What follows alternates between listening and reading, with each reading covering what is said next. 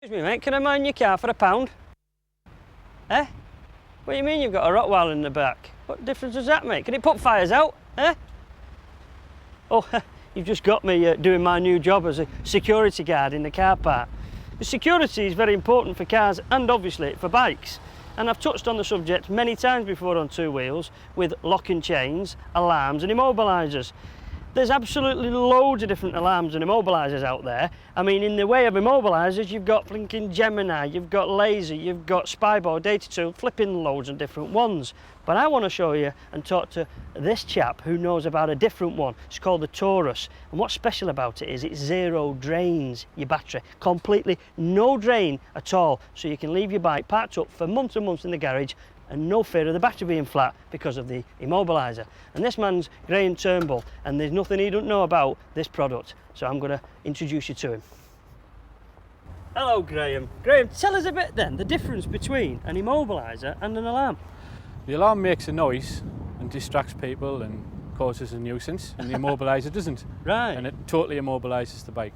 Stops people riding the bike away. That's right, yes. Immobilising the ignition then. Now there's different ways of doing this, isn't there? I know that you can have these key fob things, which people have nightmares with because the batteries go on them and then the thing's sat there and they can't use it themselves. Then you've got the ones where they're like a contact thing, haven't they? But yours is different, am I right? That's right, yes. It's a transponder based immobiliser. And what does that mean? I mean, how do I work it, for example? We attach a key mould to the original key from the motorbike, and you just put it in the ignition barrel, turn the ignition on and start the bike. So me as the user hasn't got to pass a test in this case. I put the key in the way I did before, but you've fitted a device to the key. And we've got the lads down there working at the moment, and they fitted, I presume, a clever black box somewhere, have they? That's correct, yes. And you don't have to do anything different to what you did originally when you first bought the bike. How do we go about buying one? We have a nationwide fitting service that we can come and fit them at work, at home or in the shop. But they can still go to the shop and buy it over the counter and have the mechanics in the workshop fit it? Yes, that's right, as long as they are approved fitters, yes. That's the important factor? Yes, it is. They've got to be approved fitters. Why approved? Is it because it's complicated? No, it's insurance approved and it has to be fit to a conform standard that's approved by a registered body.